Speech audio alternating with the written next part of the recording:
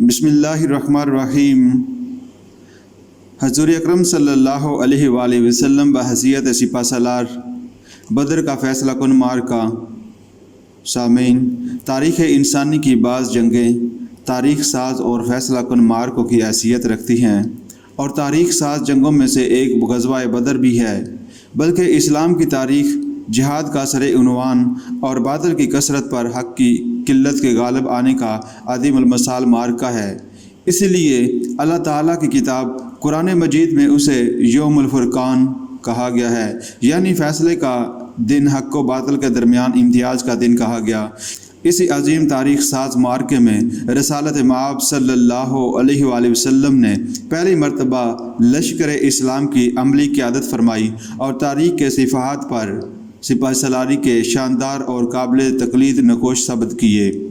یہی نقوش مسلمان مجاہدین اور سپہ سالاروں کے کردار کا حصہ اور اسلام کی حربی تاریخ کی زندہ روایات بن گئیں۔ آپ صلی اللہ علیہ وآلہ وسلم کے اسوہ حسنہ سے جو کچھ میسر آیا، اس پر امت اسلامیہ کے سپہ سالاروں نے عمل کیا، بلکہ یہ ان کی فطری اور جبلی خصوصیت بن گئی۔ معرکہ بدر کے سلسلے میں انسان کامل صلی اللہ علیہ وآلہ وسلم کی سپہ سالاری کے بعد زندہ نقوش کی چند جھلکیوں میں نمبر 1، پاس عہد۔ اسلام کی حربی تاریخ میں معاہدوں کی پابندی اور پاس عہد کا ہمیشہ خیال رکھا گیا۔ کسی اور قوم کی تاریخ میں پاس عہد کا اتنا اہتمام نہ ہوگا، جس کی بے شمار روشن مثالیں آپ کو اسلام کی جنگی تاریخ میں ملیں گی۔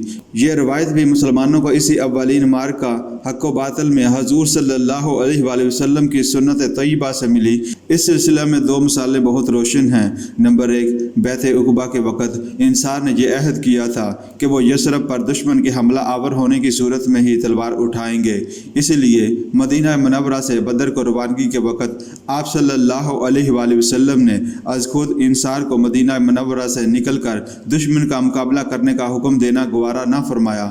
جب حضرت سعد بن عبادہ رضی اللہ تعالیٰ عنہ نے کہا کہ واللہ اگر آپ صلی اللہ علیہ وآلہ وسلم ہمیں سمندر میں کود جانے کا حکم بھی دیں گے تو ہم دریغ نہیں کریں گے، تب آپ صلی اللہ علیہ وآلہ وسلم نے جہاد کے لیے کوچ کا حکم دیا۔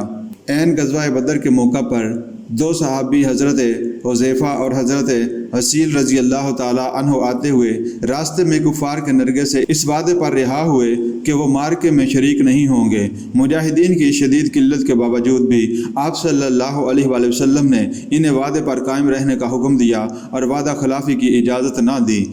یہاں سے امت مسلمہ کو پاس عہد کا سبق اور عملی تربیت ملی، اور یہ صفت ان کی گھٹی میں پڑ گئی۔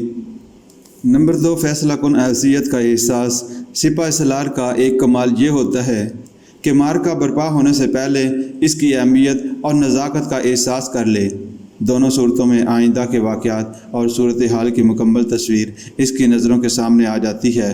حضور اکرم صلی اللہ علیہ وآلہ وسلم کو بھی اس معرکہ کی نزاکت و اہمیت کا احساس تھا اور اس کے فیصلہ کن ہونے کا علم تھا۔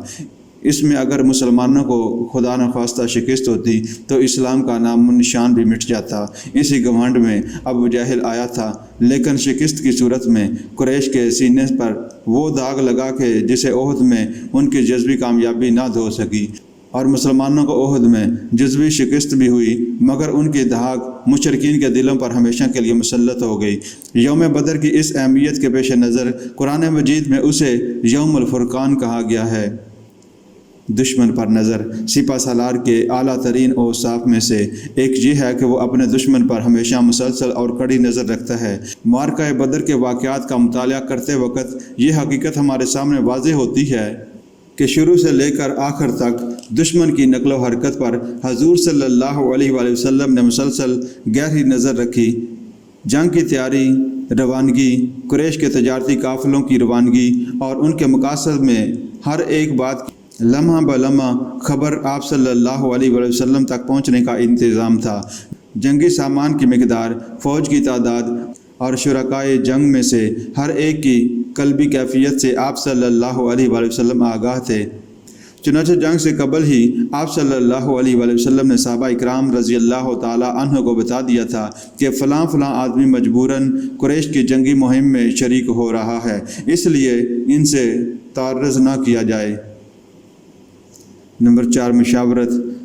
حضور صلی اللہ علیہ وآلہ وسلم کو اللہ تعالیٰ کا حکم تھا کہ معاملات میں ان سے مشورہ لیجئے، وشاورہم فی الامر، معاملات میں ان سے مشورہ لیجئے۔ معرکہ بدر کے موقع پر حضور صلی اللہ علیہ وآلہ وسلم نے ہر قدم پر صحابہ اکرام رضی اللہ تعالیٰ عنہ سے مشورہ کیا اور ہر اچھی بات پر عمل فرمایا۔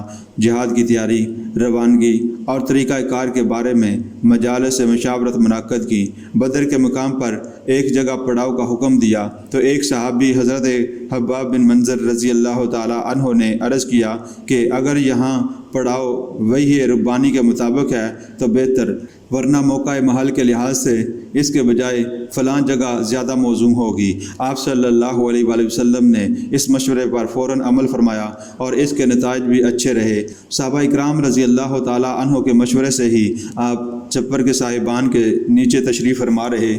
رازداری جنگی حربوں میں سے ایک کامیاب ترین حربہ یہ بھی ہے کہ دشمن کو تاریکی میں رکھا جائے اور اپنے اصلی عزائم کو راز میں رکھا جائے۔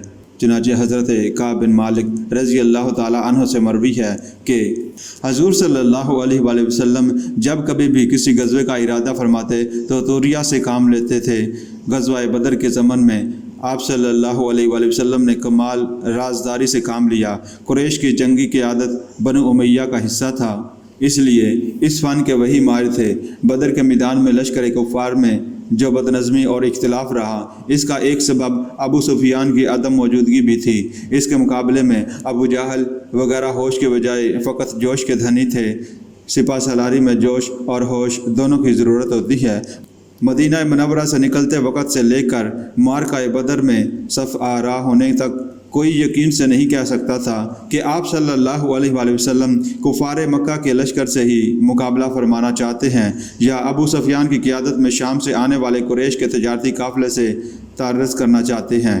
اس طوریہ و ابہام سے کام لینے کا یہ فائدہ ہوا کہ ابو سفیان آخری وقت تک غلط فہمی کے باعث اپنے لشکر کی قیادت نہ کر سکے اور عقبہ اور ابو جہل وغیرہ کی ذلت آمیز موت اور کفار مکہ کی شکست کا سامان ہو گیا۔ نمبر 6، صف بندی اور تعظیم۔ غزوہ بدر مسلمانوں اور کفار مکہ کے درمیان پہلا معرکہ تھا، مگر سابقہ تجربہ یا عملی مثال نہ ہونے کے باوجود مٹھی بھر مجاہدین میں حضور صلی اللہ علیہ وآلہ وسلم نے جو جذبہ تنظیم و ترتیب اور صف بندی کا جو طریقہ اختیار کیا، اس نے قلیل تعداد کو کثیر تعداد پر فتح حاصل کرنے میں بہت اہم کردار ادا کیا۔ بدر کے میدان میں مجاہدین کے دستوں کو آپ صلی اللہ علیہ وآلہ وسلم نے جس طرح منظم و مرتب فرمایا، اس سے حضور صلی اللہ علیہ وآلہ وسلم کی سپہ سالاری اور قائدانہ صلاحیت کا اندازہ ہوتا ہے۔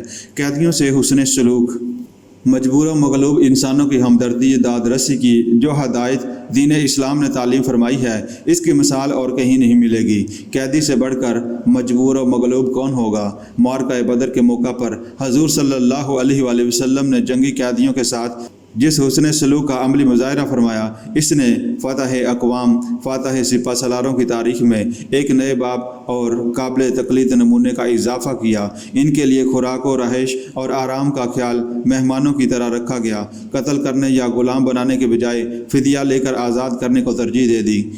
صاحب علم قیدیوں کے احترام کا یہ عالم تھا کہ انہیں استاد بننے کا شرف بخشا گیا اور علم کی روشنی عام کرنے کو ان کی آزادی کا وسیلہ تسلیم کیا گیا۔